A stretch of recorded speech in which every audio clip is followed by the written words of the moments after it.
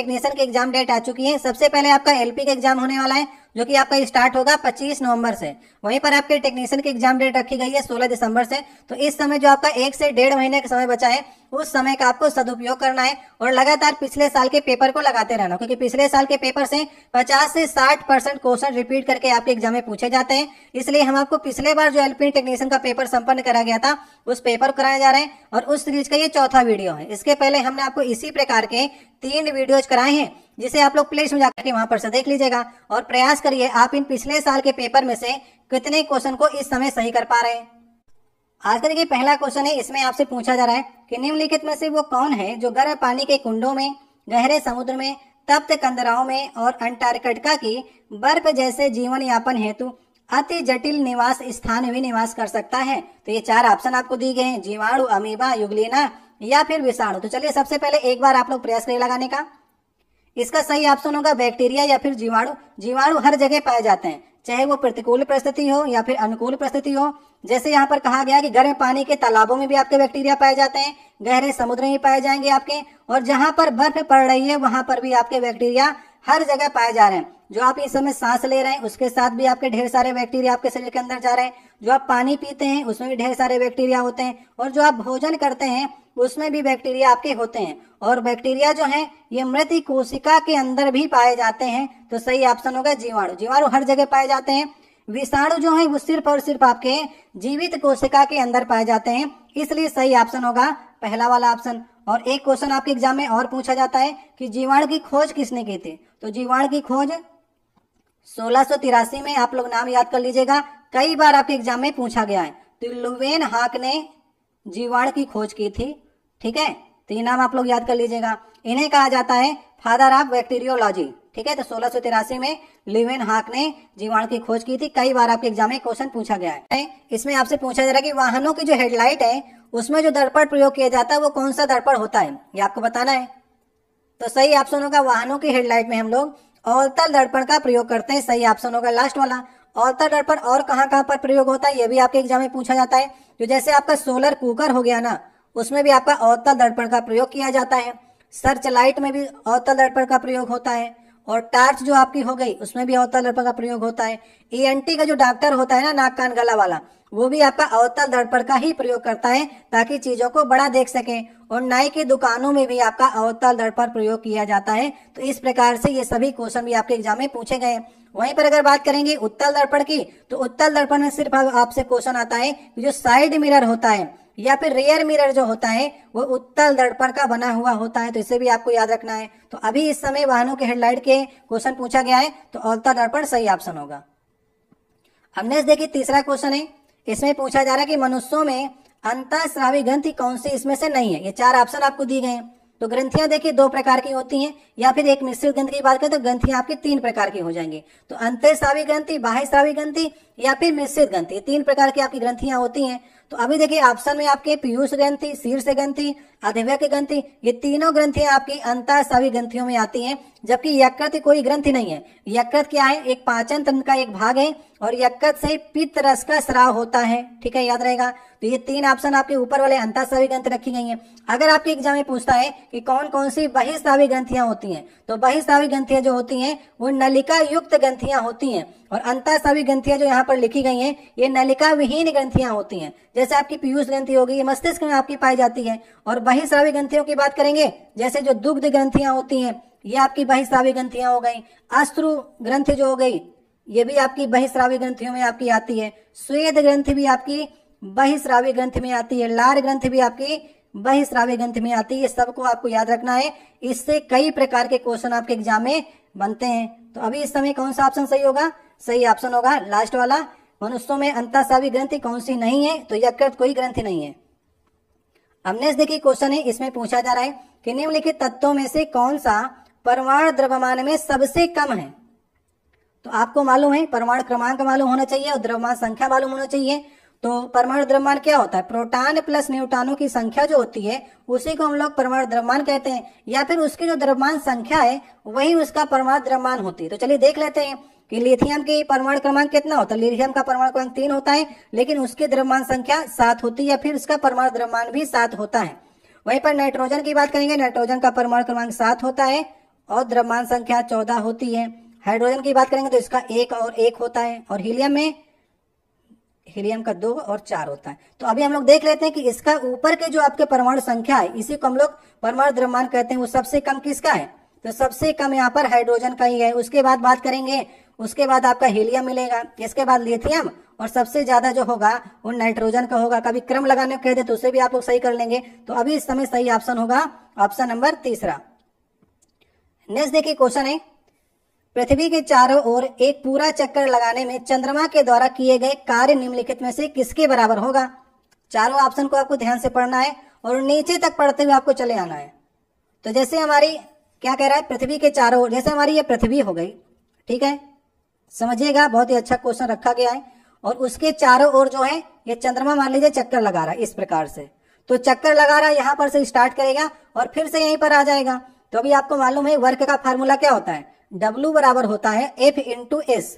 F क्या है? Force है, S क्या है? विस्थापन है। तो अगर आप देखें विस्थापन जो है यहीं से स्टार्ट किया था और यहीं पर आ गया, तो पूरा चक्कर लगाने के लिए कह रहा है ना, तो यहीं से स्टार्ट किया यहीं पर आ गया, तो विस्थापन तो शून्य हो गया। अगर विस्थापन शून्य हो गया तो कार्य भी हमारा शून्य हो जाएगा, क्योंकि मल्टीपल करके इसे आपको लिखना है। तो विस्थापन जो होता है इसमें अगर आप उसी स्थान पर आ गए तो वो विस्थापन आपका शून्य हो जाएगा, तो कार्य भी हमारा शून्य हो जाएगा। सही ऑप्शन हो जाएगा लास्ट वाला। याद रखिएगा, इस प्रकार से कई क्वेश्चन आपके एग्जाम में आते हैं। और भी क्वेश्चन पूछता है कि यदि कोई व्यक्ति जो है अपने सिर पर कोई सामान उठा करके चल रहा है तो किया गया कार्य क्या होगा? तब वहां पर भी किया गया कार्य शून्य होगा। वहां पर लगता है W बराबर F into S cos theta लगता है। अगर कोई वस्तु सर पर रखे हुई है तो वहां पर आपका थीटा जो होगा वह 90 डिग्री बन जाएगा, मतलब कि कॉस थीटा 90 हो गया, और कॉस थीटा 90 हो गया तो वहां पर भी कॉस थीटा 90 शून्य हो गया। अब वहां पर भी शून्य हो गया तो वर्क भी वहां पर भी शून्य हो जाएगा। तो इस प्रकार से कई क्वेश्चन आपके बनेंगे। ये सिर पर अगर रखा हुआ है वस्तु कोई है तो वहां पर भी कार्य शून्य होगा, और पृथ्वी के चारों ओर चंद्रमा चक्कर लगा रहे, पूरा चक्कर लगाने में भी कार्य शून्य होगा। तो सही ऑप्शन होगा लास्ट वाला। तो इस प्रकार से क्वेश्चनों को आपको तैयार करके चलना है। अब नेक्स्ट देखिए क्वेश्चन है कि पौधों में वे कार्बोहाइड्रेट जिन्हें तुरंत उपयोग नहीं किया जाता है वो निम्नलिखित में से किस रूप में संग्रहित किया जाता है, आपको बताना है। तो आपको मालूम है कैसे जो आपके पौधे जो हैं प्रकाश संश्लेषण क्रिया करते हैं। तो सबसे पहले उनके लिए मेन जो चीज होती है वो कार्बन डाइऑक्साइड, और कार्बन डाइऑक्साइड और जल अगर उन्हें प्राप्त हो गया और सूर्य का प्रकाश मिल जाए उन्हें, और उनके पास क्लोरोफिल अगर है तो क्या बनाते हैं? ग्लूकोज बनाते हैं। C6H12O6 जो है ये ग्लूकोज कह लीजिए इसको, या फिर शर्करा कह लीजिए, या फिर इन्हें कार्बोहाइड्रेट भी आप कह सकते हैं। इसके बाद जो है अनावश्यक जो जल होता है उसको निकाल देते हैं और ऑक्सीजन हमें प्राप्त हो जाती है। समझ गए आप? तो यही आपका जो कार्बोहाइड्रेट है अगर उपयोग से ज्यादा है तो उसको पेड़ पौधे जो है स्टार्च के रूप में इकट्ठा करके अपने अंदर रख लेते हैं। जैसे कहीं पर हमें सूर्य का प्रकाश पौधों को नहीं मिला और भोजन नहीं बना पा रहे हैं तो फिर स्टार्च जो उनका होता है उसी से वो अपना काम चलाते हैं। तो सही ऑप्शन कौन सा हो जाएगा? सही ऑप्शन दूसरा हो जाएगा। अब देखिए नेक्स्ट क्वेश्चन है, अमेरिकी इतिहास में राष्ट्रपतियों के सबसे प्रसिद्ध भाषणों में से एक द ग्रेटेस्ट वर्ग एड्रेस है, उस अमेरिकी राष्ट्रपति का नाम बताना है जिन्होंने यह महत्वपूर्ण भाषण दिया था। ठीक है, ये क्वेश्चन नंबर हमारा 7वां हो जाएगा आज का। तो भी आप लोग बताइए भाषण किसने दिया था? काफी फेमस भाषण है। तो सही ऑप्शन होगा ये अब्राहम लिंकन का भाषण है। ये कब दिया गया था? 1863 में अब्राहम लिंकन ने दिया था। एक क्वेश्चन और आपके एग्जाम बनता है कि यूएसए के राष्ट्रपति जो थे अब्राहम लिंकन वे कब बने थे? तो 1860 में बने थे। याद रखिएगा 1860 में जिस समय ये बने उसके बाद गृह युद्ध छिड़ गया और ढेर सारे सैनिक मारे जाने लगे। तो 1863 में 2 मिनट का ये भाषण इनका ग्रेटेस्ट वर्ग एड्रेस इसके नाम जाना जाता है। उन्होंने सैनिकों के कब्रिस्तान में ये भाषण दिया था और सैनिकों का मनोबल बढ़ाया था। ये भाषण काफी फेमस हुआ। और इनकी मृत्यु कब हुई थी ये भी आपके एग्जाम पूछा जाता है। तो 1865 में विल्कीज ब्रूस ने इनकी हत्या कर दी थी। ठीक है, तो अब्राहम लिंकन कब आपके यूएसए के राष्ट्रपति बने? 1860 में। कब ये भाषण दिया था? 1863 में। और कब इनकी मृत्यु हो गई? 1865 में। ये तीनों डेट आपको याद रखनी है। और प्रजातंत्र की परिभाषा भी जो थी, एक बहुत आपके एग्जाम पूछा जाता है कि प्रजातंत्र की ये परिभाषा किसने दी है? तो परिभाषा कौन सी प्रजातंत्र की? प्रजातंत्र जनता का, जनता के द्वारा और जनता के लिए शासन जो है वो प्रजातंत्र है। ये प्रजातंत्र की परिभाषा भी किसने दी थी? अब्राहम लिंकन ने दी थी। तो ये सारे क्वेश्चन आपको एक क्वेश्चन से तैयार करके चलने हैं। सही ऑप्शन होगा हमारा पहला वाला ऑप्शन। अब देखिए नेक्स्ट हमारा 8वां क्वेश्चन है, कूलाम का नियम क्या कहता है। कूलाम का नियम आपने पढ़ा होगा, ये चारों ऑप्शन को देख लीजिए। कूलाम का नियम क्या कहता है, मैं आपके फार्मूला बगल में लिख देता हूं। तो Fe बराबर क्या होता है, Fe होता है कि अगर कांस्टेंट हो गया तो Q1 Q2 upon R square होता है। मतलब कि दो बिंदु आवेशों के मध्य आकर्षण या प्रतिकर्षण के बल का परिणाम जो है, ये बल का परिणाम जो है दो आवेशों की मात्रा के अनुक्रमानुपाती होता है। ये आवेश हैं, इसके अनुक्रमानुपाती हैं, और उनके बीच की दूरी के वर्ग के व्युत्क्रमानुपाती होता है। देखिए आर जो है उनके बीच की दूरी है, उसके व्युत्क्रमानुपाती है। तो सही ऑप्शन होगा दूसरा वाला। तो यही आपका कूलाम का नियम कहता है। पिछले वाले वीडियो में हमने इसकी चर्चा की थी, वहां पर भी आपको इसको समझ में आ गया होगा। तो सही ऑप्शन होगा दूसरा वाला। अब देखिए नेक्स्ट हमारा क्वेश्चन है, क्वेश्चन नंबर ये आपका 9वां क्वेश्चन होगा। इसमें आपसे कह रहा है कि BaCl2 के 2.08 ग्राम और अतिरिक्त तनु H2SO4 के जलीय विलयन को मिश्रित करने पर निर्मित होने वाली BaSO4 की मात्रा कितनी होगी, आपको बताना है। तो कैसे करेंगे, सबसे पहले इसको देख लीजिए कि इसमें रिएक्शन कौन सी हो रही है। तो यहाँ पर अगर आप देखेंगे तो BaCl2 की क्रिया करा रहा है H2SO4 से, समझ गए आप। तो बनेगा क्या क्या, BaSO4 बनता है, यही आपसे लास्ट में पूछ भी रहा है, BaSO4 और HCl ये बनता है आपका। तो अभी आपको दिया क्या गया है, BaCl2 के 2.08 ग्राम आपको दिए गए। तो यहां पर से आप लोग निकाल लीजिए सबसे पहले मोलों की संख्या। मोलों की संख्या क्या कहती है, मोलों की संख्या जो होती है पदार्थ की मात्रा अपान अणुभार होता है पदार्थ का। तो पदार्थ की मात्रा कितनी दी गई है, पदार्थ की मात्रा आपको 2.08 ग्राम दी गई, ग्राम में ही आपको रखना है। और आपको निकालना पड़ेगा पदार्थ का अणुभार। तो सबसे पहले आप BaCl2 का अणुभार निकाल लीजिए, इससे हमें मोलों की संख्या मिल जाएगी। तो BaCl2 का अणुभार कितना होगा, देखिए यहाँ पर दिया गया है ना कि Ba का 137 है और Cl2 यहाँ पर Cl2 है, तो 35.5 दूनी 71। तो 71 जोड़ लीजिए 137 में, तो आपके पास निकल कर आ जाएगा 208। तो 208 को आपको नीचे रख लेना है। तो यहाँ पर से मोलों की संख्या निकल के कितनी आ जाएगी, 0.01। अब यहाँ पर भी देखिए 1 है और यहाँ पर भी 1 है, तो मोलों की संख्या दोनों जगह पर सेम है। तो हम लोग सबसे पहले निकाल लेते हैं BaSO4 का अणुभार निकाल लीजिए। अब देखिए Ba यहाँ पर भी 137 हो जाएगा, SO4 निकालना है, S यहाँ पर 32 दिया गया है तो 32 रख लीजिए, और O यहाँ पर 4 है तो 16 चौको 64 आपको रखना पड़ेगा। इसका अगर आप योग करेंगे तो निकल कर आ जाएगा 233। ठीक है, ये 233 निकल कर आ जाएगा। अब देखिए यहाँ पर भी 1 मोल है और यहाँ पर भी आपको 0.01 निकला है इनके मोलों की संख्या। तो मोलों की संख्या दोनों जगह पर सेम होगी। यदि आपको वेट निकालना है तो वेट बराबर फिर से वही फार्मूला लगाइए, यहाँ पर मोलों की संख्या 0.1 हो जाएगी और पदार्थ का अणुभार अगर आप रख देंगे तो उसका वेट निकला, क्योंकि मात्रा ही आपसे पूछी है तो यहाँ पर उसका अणुभार रख दीजिए। तो अभी कितना आंसर आ जाएगा, 2.33 आ जाएगा। इतने ग्राम निकलेगा BaSO4 भी। तो सही ऑप्शन कौन सा हो जाएगा, सही ऑप्शन हमारा पहला वाला ऑप्शन हो जाएगा। तो इस प्रकार से क्वेश्चन आपके हल होते हैं। बस एक फार्मूला आपको याद रखना है, मोलों की संख्या बराबर पदार्थ की मात्रा बटे पदार्थ का अणुभार। इससे आपके BaCl2 का भी मोलों की संख्या निकल आएगी और उसी फार्मूले का यूज करके BaSO4 के वेट भी निकल आएगा। अब देखिए नेक्स्ट क्वेश्चन है, इसमें कहा जा रहा है निम्नलिखित में से वह कौन है जो एक धातु और अधातु के रूप में, दोनों के रूप में कार्य नहीं करता है। ठीक है, तो 4 ऑप्शन है, बिस्मथ, आर्सेनिक, जर्मेनियम और बोरान। ये 4 ऑप्शन आपको दिए गए। तो हमने आपको बताया था कि प्रेडिक्ट टेबल में पिछले बार आपसे क्वेश्चन ये पूछा गया था कि कौन है जो आपकी बॉर्डर लाइन एलिमेंट नहीं है। तो बॉर्डर लाइन मैंने आपको एलिमेंट प्रेडिक्ट टेबल में बताया था कि इधर देखिए जितने भी आपके एलिमेंट होते हैं वे आपके धातु कहलाते हैं, और आपके boron, silicon, germanium, arsenic, antimony, tellurium और पोलोनियम, ये आपकी जिगजैग रेखा जो दिख रही है इसके इधर जितने एलिमेंट होते हैं वे आपके अधातु कहलाते हैं।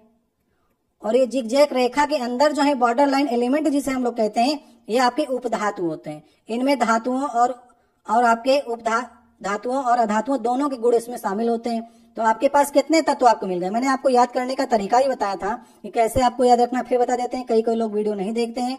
तो अगर हम लोग यहाँ पर इन तत्वों को रखें तो आप लोग याद करने का तरीका इसको जान लीजिएगा, ताकि आने वाले एग्जाम में आपको ये 7 तत्व जो हैं वो याद रहें।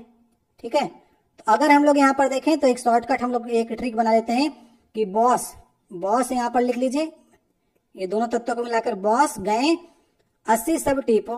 ठीक है, समझ गए, बॉस गए 80 सब टिपो। तो ये 7 तत्व आपको याद हो गए, ये आपके उप धातुओं में आते हैं। अभी देख लेते हैं कौन सा आपके ऑप्शन में रखा गया है कि वो आपका उपधातु नहीं है, तो देखिए यहाँ पर कौन सा कार्य नहीं करता है, तो बिस्मत होगा।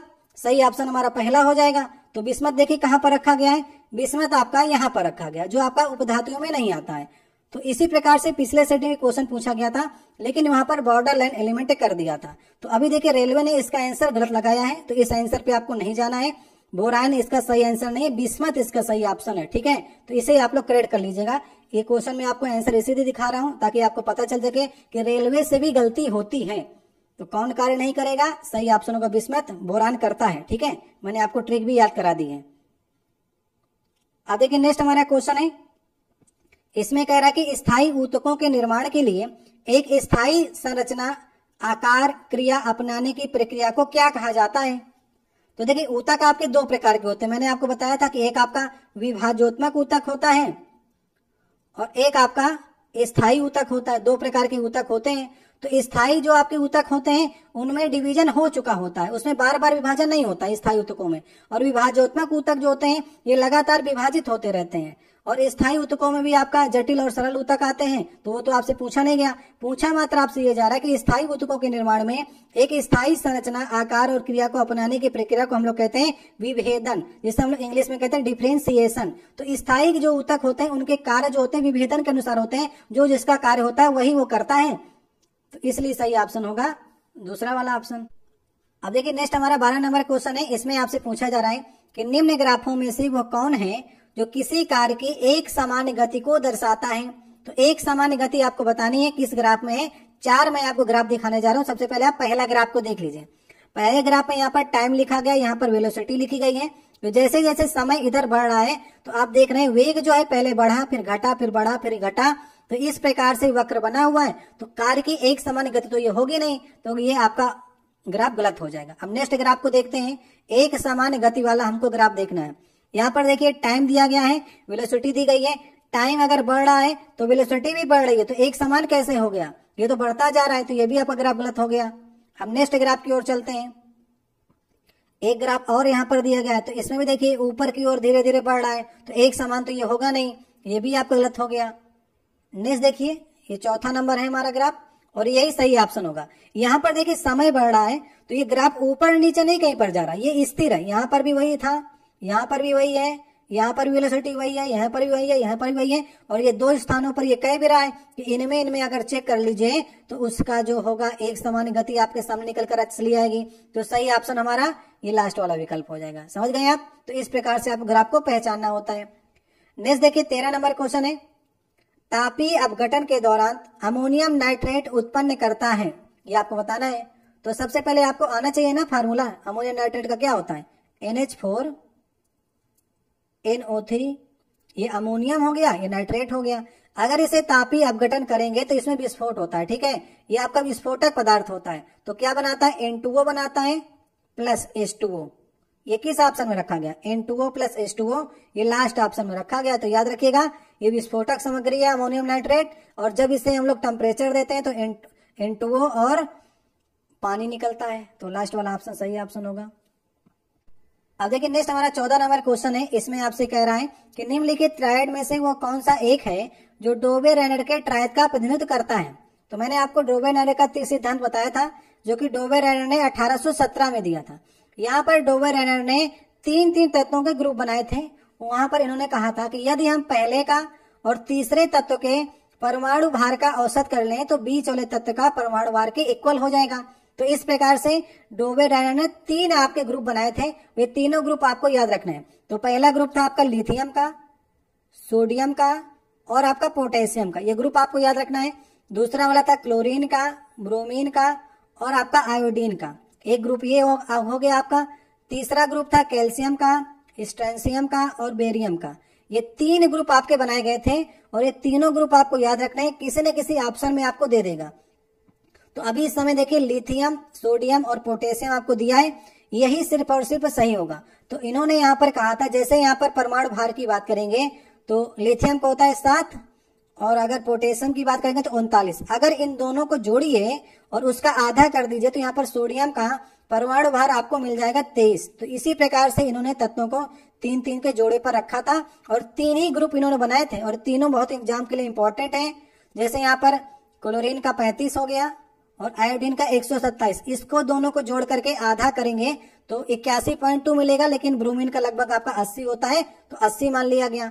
इसी प्रकार से कैल्शियम का 40 होता है और बेरियम का आपका 137 होता है। इन दोनों को जोड़ेंगे तो लगभग आपको यहाँ पर 88.5 मिलता है, लेकिन इसका 87.5 होता है। तो इस प्रकार से एक पहला प्रयास किया था तत्वों को उसके परमाणु भार के क्रम में लगाने का और उनके गुण को समझने का।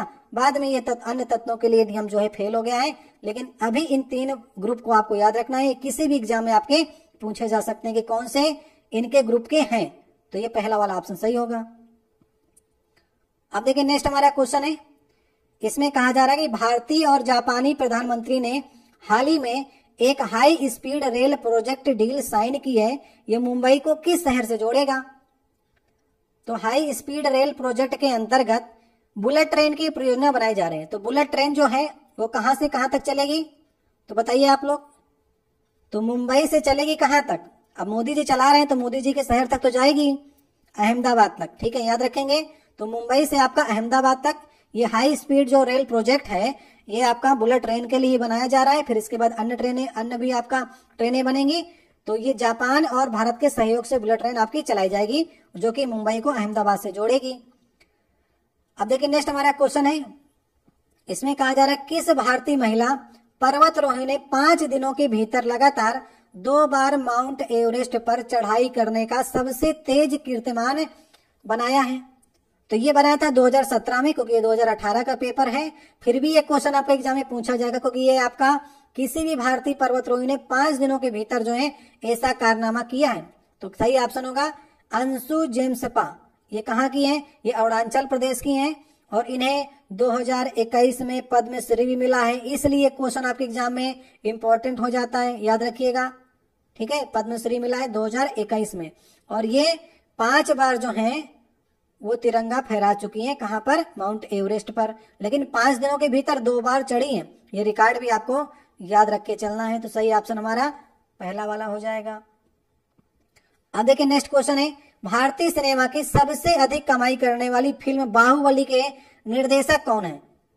तो उस समय आपकी बाहुबली आई थी, तो अभी जो है भी याद कर लीजिएगा कि एस राजामौली की फिल्म थी ये बाहुबली।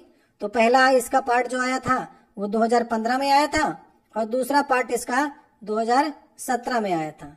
तो इसके 2 पार्ट आपके आए थे एस राजामौली के। तो एस राजामौली ने अभी हाल ही में आपकी एक 2022 में फिल्म बनाई है जिसका नाम है RRR या फिर RRR। तो ये भी किसकी है? ये भी आपकी एस राजामौली की है। तो आपको अपडेट हो जाना है, क्योंकि बहुत अच्छे आपके निर्देशक हैं, इसलिए RRR का भी आपसे पूछ सकता है। तो कौन होंगे? एस राजामौली होंगे। इसलिए क्वेश्चन मैं आपको अभी करा रहा हूं ताकि आप नई वाली फिल्म से भी इनके वाकिफ हो जाए। अब नेक्स्ट क्वेश्चन हमारा, इनमें से कौन सा कथन गलत है? ठीक है, ये गलत कथन का आपको बताना है। 4 ऑप्शन आपको दिए गए हैं। तो पहले ऑप्शन में लिखा गया है कि ठोस पदार्थों का आयतन निश्चित होता है, ठोस पदार्थ कठोर होते हैं, ठोस पदार्थों का आकार अनिश्चित होता है। तो यही बात तो गलत हो गई भाई। ठोस पदार्थों का आकार कैसे अनिश्चित होगा? आकार तो सेम ही रहता है। आकार किसका अनिश्चित होता है? तो द्रवों का होता है और गैसों का होता है। इनका आकार जो होता है वो अनिश्चित होता है। तो हमारा गलत कथन पूछा था, तो गलत कथन यही तीसरा वाला होगा। एक बात आप लोग और ध्यान रखिएगा, ये ठोस का जो है आकार भी निश्चित होता है और इसका आयतन भी निश्चित होता है, याद रखिएगा। ठीक है, ये आपके ऑप्शन में दिया भी गया है। और ये कठोर भी होते हैं और इनके जो आपके अणुओं के बीच में स्पेस भी कम होता है, क्योंकि इनमें आकर्षण शक्ति ज्यादा होती है। वहीं पर अगर हम द्रव की बात करेंगे तो द्रव का जो है वो आकार चेंज हो जाता है, लेकिन आयतन जो है वो आपका निश्चित होता है। किन में? आयतन निश्चित होगा द्रवों में। आकार चेंज हो सकता है लेकिन आयतन निश्चित होता है। वहीं पर गैस की बात करेंगे तो गैस का आकार भी अनिश्चित होता है और आयतन भी अनिश्चित होता है गैसों में। तो इस प्रकार से आपको भेद करके चलना है कि किसमें आयतन निश्चित होता है और किसमें आकार निश्चित होता है। कई बार एग्जाम में आपसे कंफ्यूज कराया हुआ है। तो अभी सही ऑप्शन कौन सा होगा? तीसरा वाला। अब नेक्स्ट क्वेश्चन है, निम्नलिखित में से कौन सी गैस चूने के पानी को दूधिया बना देती है? बहुत बार क्वेश्चन आपके एग्जाम में पूछा गया है। तो सबसे पहले हम देख लेते हैं कि चूने के पानी को दूधिया कैसे बनाएगी। तो चूने का पानी हम लोग ले लेते हैं CaOH का होल ट्वाइस, इसे हम लोग कहते हैं चूने का पानी। यदि इसमें हम लोग कार्बन डाइऑक्साइड गैस मिला देते हैं तो कार्बन डाइऑक्साइड गैस आप मिलाएंगे तो क्या बनेगा, कैल्शियम कार्बोनेट बन जाता है और साथ में पानी ऊपर आ जाता है।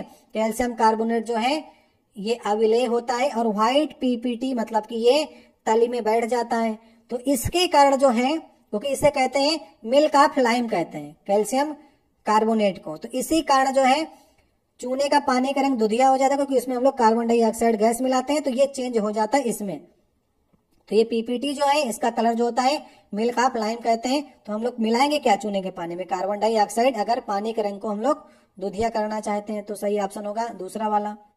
अब नेक्स्ट देखिए 20 नंबर क्वेश्चन है, इसमें आपसे कहा जा रहा है कि निम्नलिखित में से कौन सी एक जो है वो गैर चमकदार वस्तु है, आपसे पूछा जा रहा है, जिसमें अपना स्वयं का प्रकाश नहीं होता। जैसे जगमगाता बल्ब जो है इसमें अपना स्वयं का प्रकाश होता है, जलती मोमबत्ती में प्रकाश होता है, जुगनू भी प्रकाश होता है, लेकिन चांद में कोई अपना प्रकाश नहीं होता है। चांद क्या करता है, जो सूर्य की किरणें चांद पर पड़ती है तो वही परिवर्तित होकर पृथ्वी में वो चांद आपका दिखता है। तो चांद में स्वयं का कोई प्रकाश नहीं होता, ये गैर चमकदार वस्तु है। तो सही ऑप्शन कौन सा होगा, सही ऑप्शन हमारा दूसरा ऑप्शन हो जाएगा। ठीक है, इस प्रकार क्वेश्चन आपको कंफ्यूज कराएंगे, लेकिन कंफ्यूज आपको नहीं होना है और धीरे धीरे सब कुछ आपको तैयार करके इसी प्रकार से चलते रहना है। अब नेक्स्ट देखिए क्वेश्चन है कि दक्षिण गंगोत्री भारतीय वैज्ञानिकों द्वारा स्थापित एक रिसर्च बेस स्टेशन है, तो ये कहां पर आपका है, तो बताइए। 4 ऑप्शन दिए गए हैं आपके और ऑप्शन भी ऐसे रखे गए कि आप लोग इसमें सही कर सकते हैं। तो अंटार्कटिका में है, ये आपका दक्षिणी ध्रुव की बात करेंगे तो दक्षिणी ध्रुव का पड़ता है आपका ये। तो वहां पर सबसे पहले आपका दक्षिण गंगोत्री 1983 में लगाया गया था, लेकिन अभी ये जो है ये नष्ट हो चुका है। इसके बाद 1989 में एक दूसरा भी स्थापित किया गया, मैत्री। याद रखिएगा, यदि आपसे अंटार्कटिका में या दक्षिण ध्रुव में पूछेगा तो एक तो आपका दक्षिण गंगोत्री हो गया और एक आपको मैत्री याद रखना है और एक आपको भारती याद रखना है। तीनों नाम याद रखने हैं, कौन कौन से, दक्षिण गंगोत्री, मैत्री और भारती। लेकिन यदि आपसे आर्कटिक का पूछता है, मतलब उत्तरी ध्रुव का पूछता है, तो एक नाम आपको याद रखना है, कौन सा, हिमाद्री। इससे बहुत कंफ्यूज कराएगा आपको, याद रखिएगा। हिमाद्री आपके ऑप्शन में दे देता है कभी कभी, तो हिमाद्री है, आर्कटिक में आपका रखा गया है शोध केंद्र। और ये 3 आपके याद रखना है, दक्षिण गंगोत्री, मैत्री और भारती। तो इसलिए मैं आपको पिछले साल के पेपर कराता हूं ताकि आप नए वाले क्वेश्चनों को भी तैयार कर सकें। अब ये क्वेश्चन मैं आपके लिए छोड़ने जा रहा हूं क्योंकि ये सरल क्वेश्चन है। विद्युत आवेश की एसआई इकाई क्या है, ये आपको बतानी है। ठीक है, एक क्वेश्चन मैं आपके लिए छोड़े जा रहा हूं और आशा करते हैं कि 100% लोग जो हैं वो इसका उत्तर देंगे। चलिए आप लोग उत्तर दीजिएगा। ये क्वेश्चन मैं आपके लिए होमवर्क क्वेश्चन के रूप में छोड़ा जा रहा हूं। अब नेक्स्ट क्वेश्चन देखिए, क्योंकि हमें कठिन क्वेश्चन कराने हैं और जो आप बता सकते हैं उन्हीं क्वेश्चनों को हम लोग छोड़ने का प्रयास करते हैं। निम्नलिखित में से कौन सा एक जो है वो आयनिक यौगिक का गुण नहीं है। ठीक है, तो आप लोगों ने बांड पढ़े होंगे, जैसे आपका बांड होता है विद्युत संयोजी बांड, जिसे हम लोग आयनिक बांड भी कहते हैं, वही आपका आयनिक यौगिक बनाता है। इसमें आप अगर आयनिक यौगिक की बात करेंगे तो NaCl आप देख लीजिए एग्जाम्पल के तौर पर। तो ये एक प्रकार के धन आयन और ऋण आयन जब आपस में मिलते हैं, या धातु और अधातु जब आपस में मिलते हैं, तो इनसे जो बांड बनता है वे आपके आयनिक बांड कहलाते हैं और ये बहुत मजबूत बांड होते हैं। अगर मजबूत हैं तो आप इन्हें कम गलनांक और क्वथनांक देके तोड़ नहीं सकते हैं। इसलिए सही ऑप्शन होगा आयनिक यौगिक का गुण कौन सा नहीं है, कम गलनांक और क्वथनांक इनको देना पड़ता है तोड़ने के लिए। उच्च गलनांक और क्वथनांक इनका होता है, याद रखिएगा। ठीक है, ये पानी में घुलनशील होते हैं लेकिन पेट्रोल में अघुलनशील होते हैं। इनका उच्च गलनांक और क्वथनांक होता है और ये ठोस और मजबूत होते हैं। तो कौन सा ऑप्शन, गुण नहीं है, तो गुण नहीं होगा तीसरा वाला। अब देखिए नेक्स्ट हमारा 24 नंबर क्वेश्चन है। आपसे पूछा जा रहा है कि बिहार के उप मुख्यमंत्री 2018 से कौन है। तभी हम लोग अपडेट करके पढ़ेंगे ना, 2024 कर लीजिए। अभी बताइए आपको कि बिहार के डिप्टी सीएम कौन है। तो डिप्टी सीएम इस समय देखिए 2 लोग हैं, याद रखिएगा।